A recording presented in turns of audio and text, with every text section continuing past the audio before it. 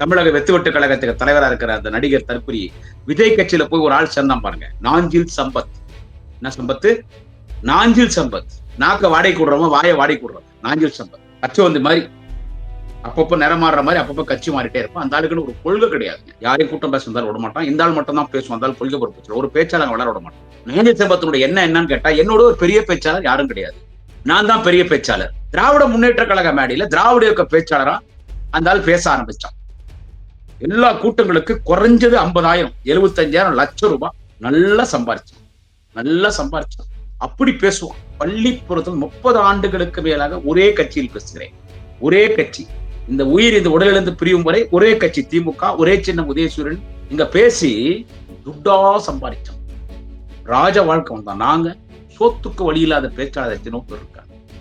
கவிஞர் நன்மாறன், புலவர் சாமி நாகப்பன், அக்கா புதுக்கோட்டை விஜயா இன்னைக்கு ஒரு அமைச்சர் அந்தஸ்துக்கு வந்துட்டாங்க. அவங்க உழைப்பு தலைவர் தளபதிக்கு நன்றி, அண்ணன் உதயாவுக்கு நன்றி. அவங்க அந்த பதவி கொடுத்தது. இளம்பரதி என்னுடைய நண்பன், வலிமையிலும் என் கூட இருந்தா நான் அவங்க கூட இருந்தேன். ஒரே தட்டு சாப்பிடுவோம். கூட்டத்துக்கு போறதுக்கு வண்டிக்கு பெட்ரோல் போறதுக்கு காசு இருக்காது, நடந்தே போகும். சேலம் சுஜாதா, இந்த பொண்ணு பாவம், கல்யாணம் கூட ஆகல, 4 அக்கா தங்கச்சிகளை காப்பாத்து. எக்கச்சக்கமான பேச்சாளருங்க. இவ்வளவு பேச்சாளருங்க. எங்களுக்கு யாருக்குமே கூட்டம் இல்லைங்க. மேடையில பேசுற வாய்ப்பு எங்களுக்கு போயிட்டு. காரணம் இந்த நாஞ்சில் சம்பத் எங்க மேடையை ஆக்கிரமிச்சோம். என்ன கொலை பண்ண வந்தாங்கன்னா எந்த மயிறு யாரையும் அவனை கொலை பண்ண வந்தாங்க? என் வீட்டாண்ட பாட்டாளி மக்கள் கட்சிக்காரன் 100 கணக்குல வரும். வீடை முட்டுகையிடுவான், பாட்டில் அடிப்பான்.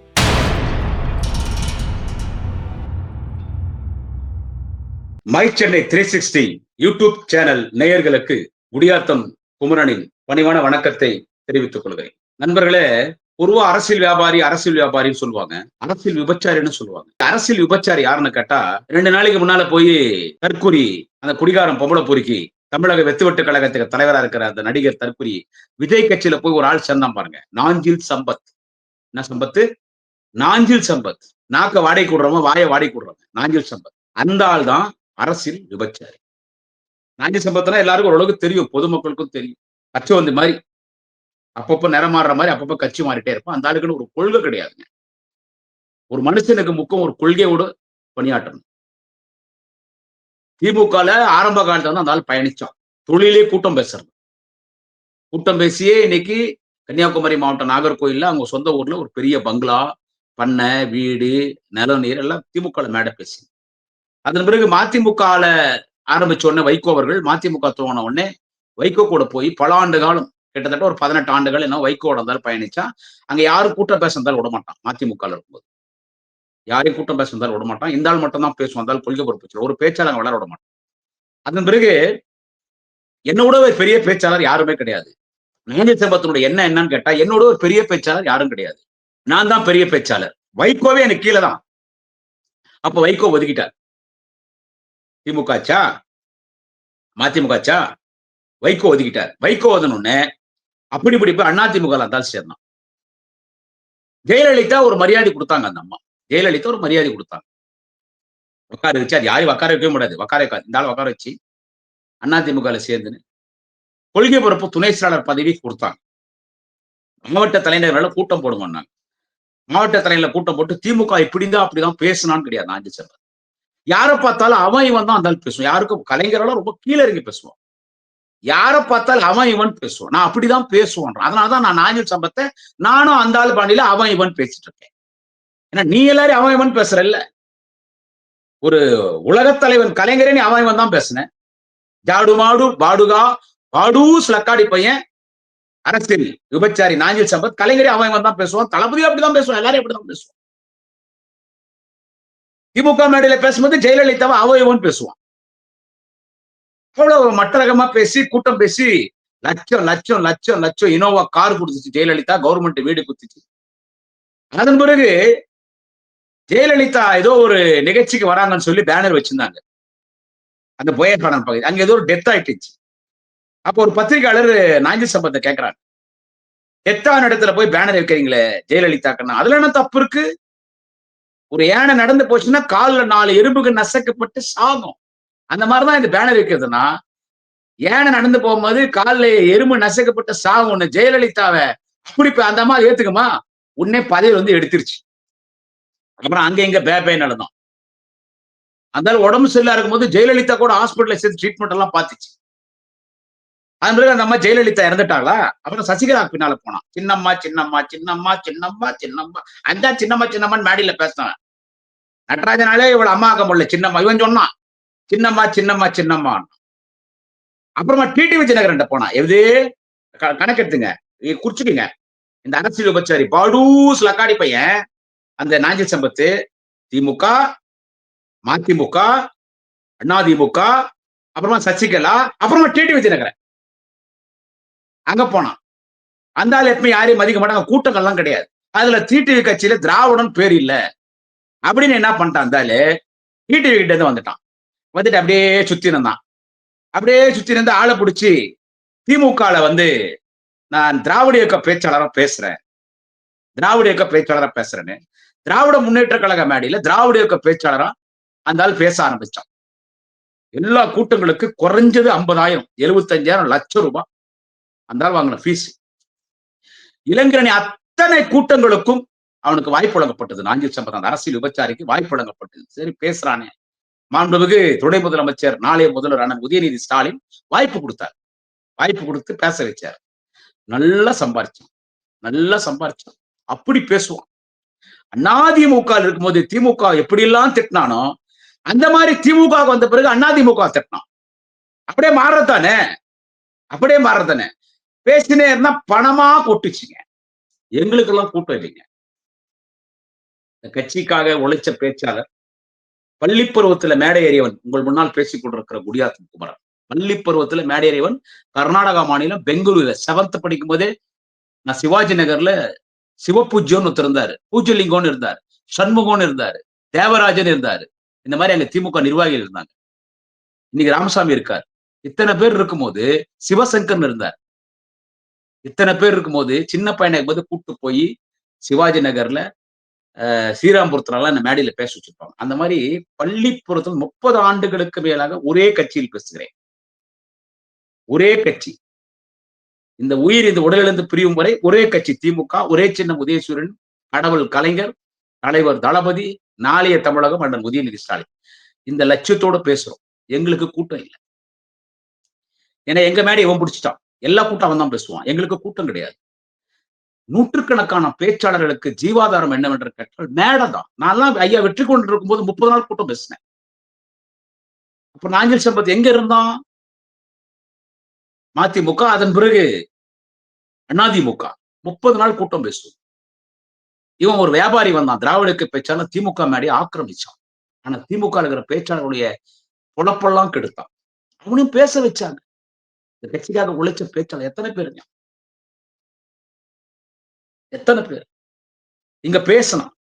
இங்க பேசி துட்டா சம்பாதிச்சான்.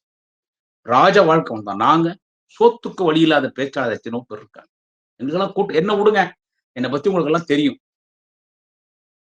நான் எவ்வளவோ நசுக்கப்பட்டேன். எனக்கு எவ்வளவோ துன்பம். எவ்வளவோ ஒதுக்கப்படுகிறேன். எவ்வளவோ அசிங்கம். இருந்தாலும் திமுகவினுடைய அடிமட்ட தொண்டன் மொழிப்போராட்டத்திலே சிறைக்கு சென்ற டி. வேலாயுதம் என்று என் தந்தை அவருக்கு பிறந்தவன். திமுக காரனுக்கு பிறந்தவன். திமுக காரனாகத்தான் இருக்க வேண்டும். ஒரே கொள்கை இருக்க வேண்டும் என்று பயணித்துக் கொண்டிருக்கேன். உங்களுக்குலாம் தெரியும். 2வது முறை நான் கட்சியிலிருந்து சஸ்பெண்ட். Second time. முதல்ல தெரியும். பழிவாங்கப்பட்டேன். என் தலைவர் குறை சொன்னா கண்ணு அமுஞ்சிடும். என் குடும்பம் அமுஞ்சிடும். என் தளபதிய. எங்க அண்ணன் உதயா குறை சொன்னா என் வாய் வராது. என் கட்சி குறை சொல்ல முடியாது. என் கட்சி மாவட்ட செயலாளர் குறை சொல்ல முடியாது. என் கட்சி தொண்டனை குறை சொல்ல முடியாது. ஒரு 2 பேருக்கு என்ன பிடிக்கல. அவங்க என்ன ஏத்துக்கல. சேர்த்த உடனே ஒரு காரணத்தை சொல்லி நீக்கினாங்க. இவன் எங்கேயாவது போயிடுவானான். கண்டம் துண்டமா வெட்டி போட்டாலும் அந்த உயிர் கடைசி நேரத்தை துடிக்குது பார். அது கூட திமுக, உதயசூரியன், கருப்பு சோப்பு கொடி, கலைஞரின் புகழ் ஓங்குக, தமிழகத்தின் நிரந்தர முதல்வர் தளபதி ஸ்டாலின் வாழ்க, நாளே முதல்வர் உதயநிதி ஸ்டாலின் வாழ்க சொல்லிட்டு தான் உடம்பு வந்து உயிர் பிரியும். நான் கொள்கைவாதி. நான் வந்து பணக்காரன் கிடையாது. ஓலை குடிசில் வாழும் ஏழை தொண்டன். ஆனால் கொள்கையில நான் கோட்டீஸ்வரன். எனக்கு பேச வாய்ப்பு இல்லை. ஆனா யூடியூப்ல பேசுறேன். ஆனா இது எத்தனை பேச்சாளருக்கு வாய்ப்பு வச்சு தெரியுமா? எவ்வளவு பேச்சாளர் திமுகல.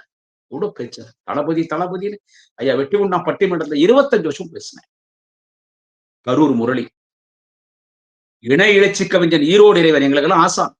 ஈரோடு இறைவன், கந்திரி கரிகாலன், சைதை சாதி, சாதிக்காத கூட்டங்கள் பேசுறான். கொஞ்சம் ஃபேமஸா இருக்கான். சைதை சாதிக், சிவாஜி கிருஷ்ணமூர்த்தி எல்லாம்.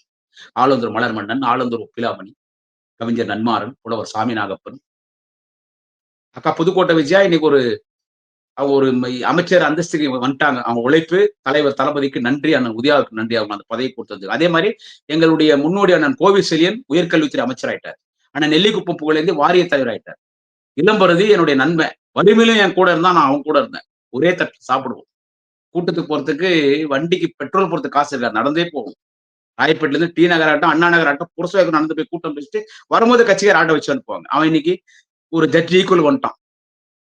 மீதி பேச்சாளர்கள் நான் இத்தனை பேர் சொன்னனே. சேலம் சுஜாதா. அந்த பொண்ணு பாவம். கல்யாணம் கூட ஆகல. 4 அக்கா தங்கச்சிகள காப்பாத்துது. சேலம் சுஜாதா. பசும்பொன் ரவிச்சந்திரன். அதிரடி அல்தாப்.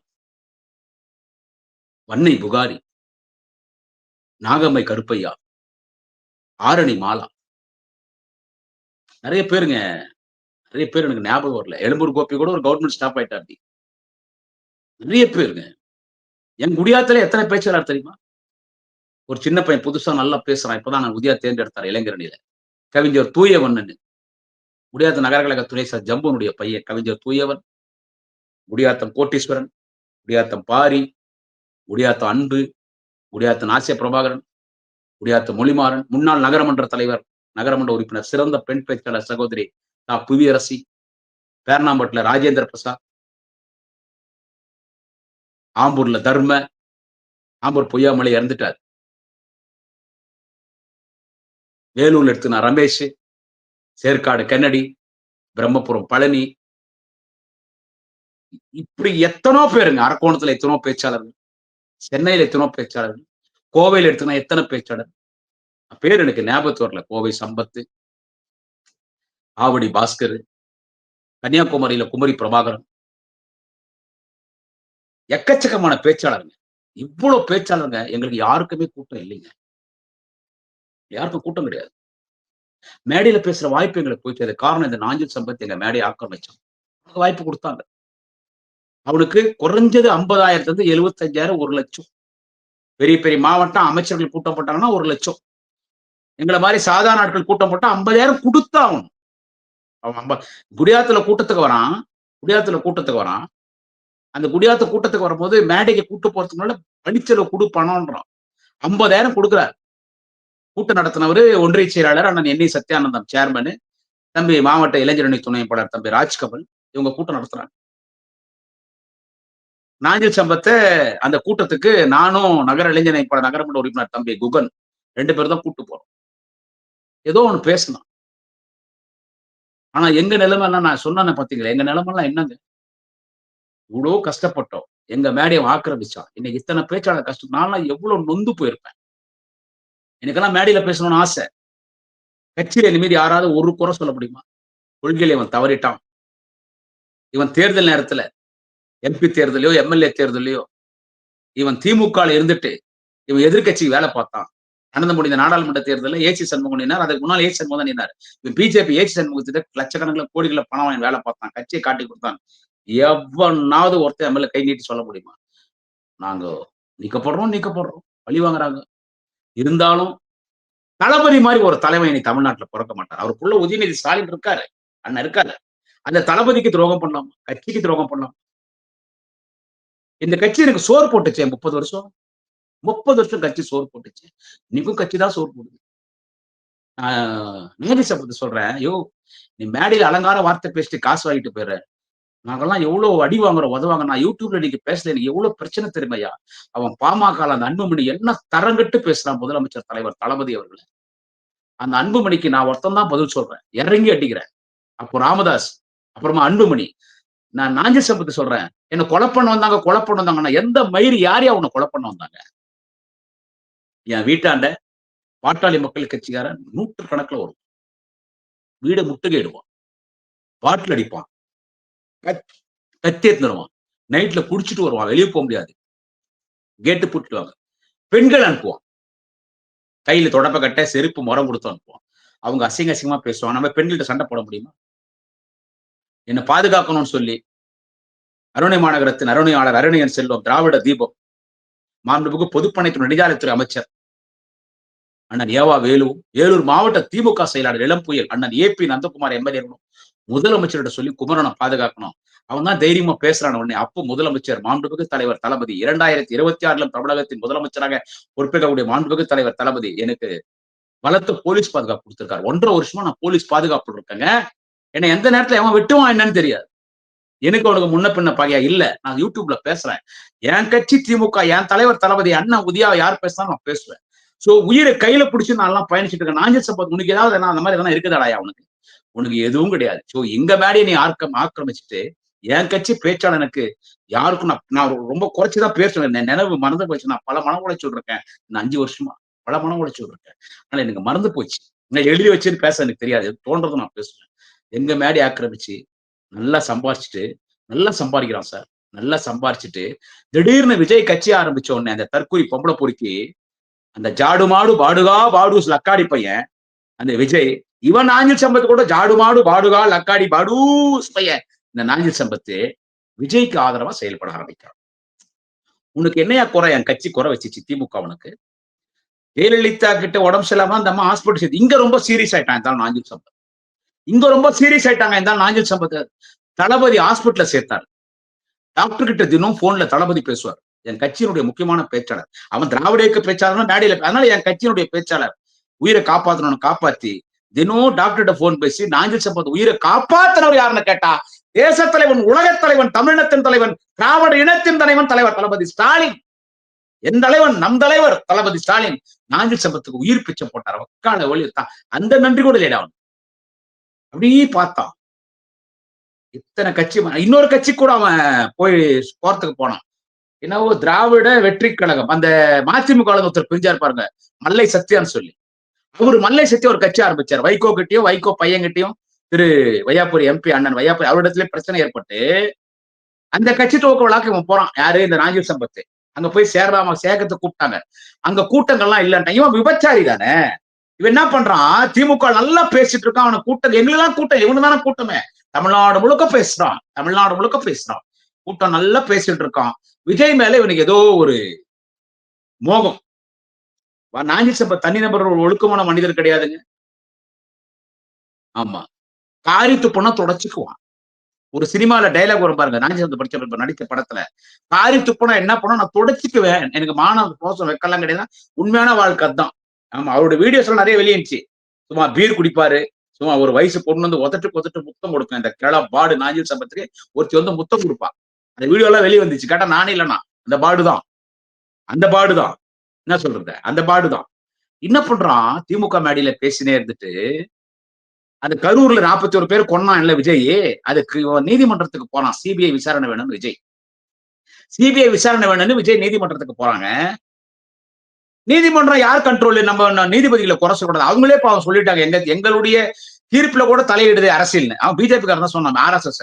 நீதிமன்றத்துக்கு சிபிஐ கேட்ட உடனே பிஜேபி காரன் சொல்லிட்டான், சிபிஐ குத்துட்டாங்க. உடனே இந்த நாஞ்சில் சம்பத்து சிபிஐ விசாரணை கரூர் விஜய்க்கு கிடைத்திருக்கிற மிகப்பெரிய வெற்றி என்ன? பக்கால ஒளி பார்த்தா உனக்கு எவ்வளவுடா கொழுப்பு இருக்கும்? என் வீட்டு சொத்தை சாப்பிட்டுட்டு என் கட்சி தொண்டனுடைய ரத்தத்தை உறிஞ்சிட்டு என் திமுக மேடையில என்ன மாதிரி ஓலை குடிசில் வாழும் ஏழை தொண்டன் கொள்கை வீரர்களாக இருக்கக்கூடிய எங்களுக்கு கட்சி கட்சி கட்சி என்ற பாரம்பரிய கட்சியை நாங்க கட்சி விட்டா எங்களுக்கு எதுவும் தெரியாது. எங்க மேடையை நீ ஆக்கிரமிச்சு எங்களுக்கு மேடை இல்ல, எங்க மேடையை எங்க சோத்தை நீ சாப்பிட்டுன்னு என் கட்சி உன்னை காப்பாத்துது.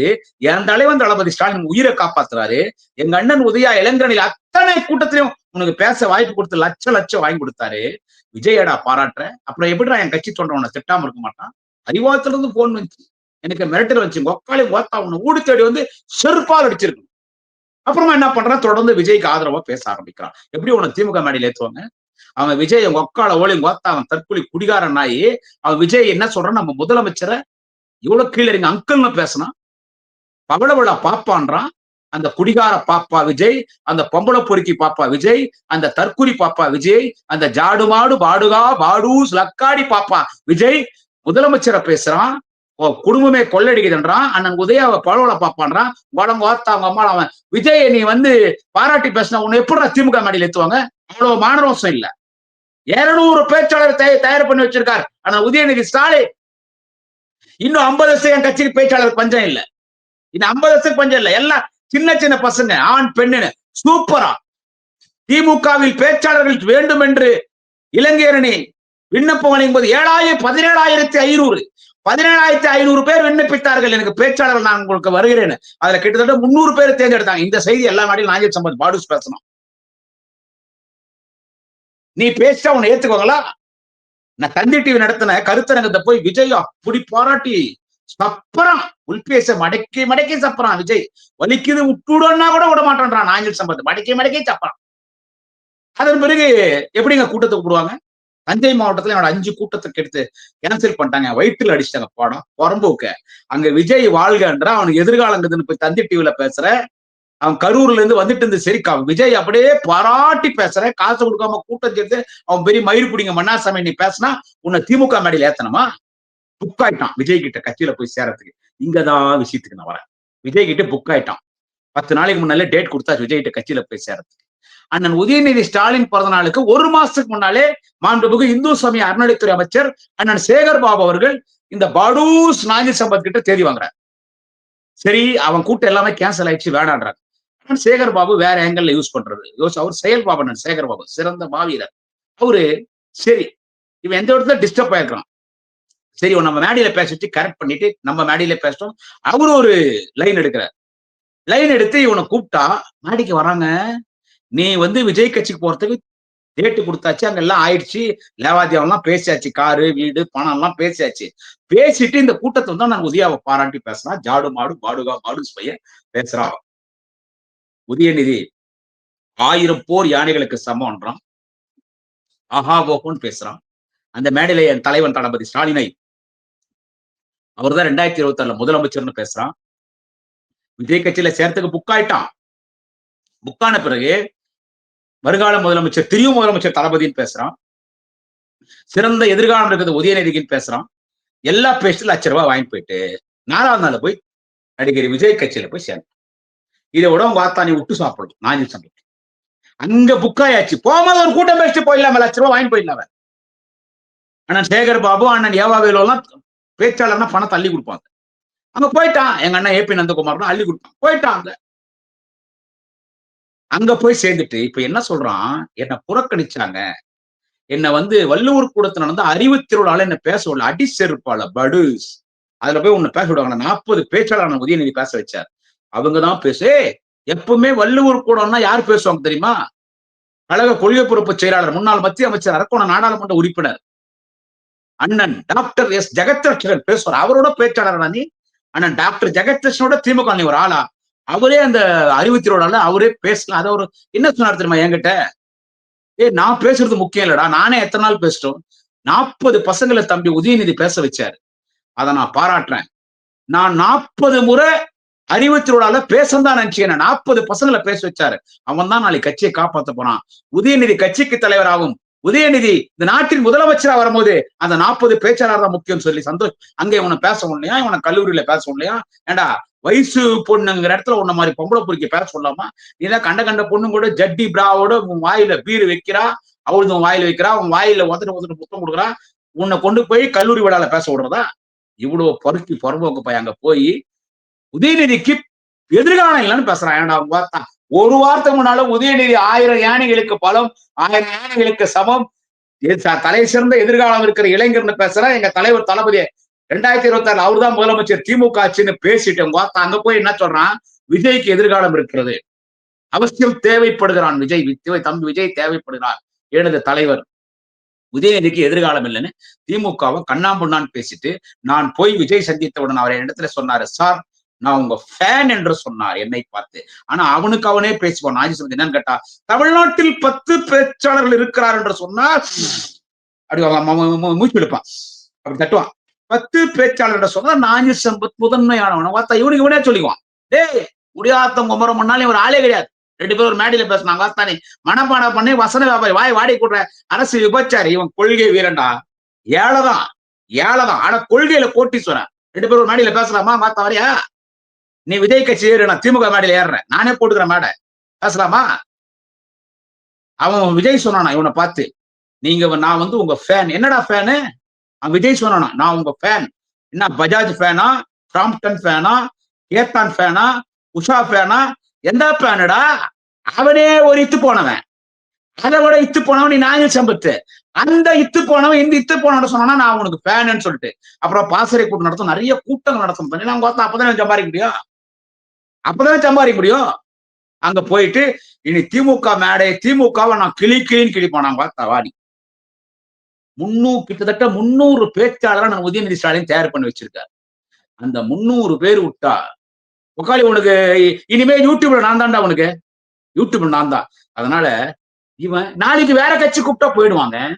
நாளைக்கு ஒரு குஷ்டரோகிக்கு ஒரு கட்சி ஆரம்பிக்கிறான்னு வச்சுக்க, அவன் ஒரு கூட்டத்துக்கு 1 லட்சம் ரூபாய் தரான், 30 நாள் கூட்டம்னா குஷ்டரோகிய உடம்பு பூரா நாக்கால நக்கி குஷ்டரோகிய வாழ்கன்னு சொல்லி குஷ்டரோகி கட்சியில போய் சேருவான். யாருன்னு கேட்டா உக்காளி அரசியல்ல குஷ்டரோகி கேட்காத அரசியல் பச்சா நாயகி சபை. அவனுக்கு பார்த்தா தேவை துட்டு.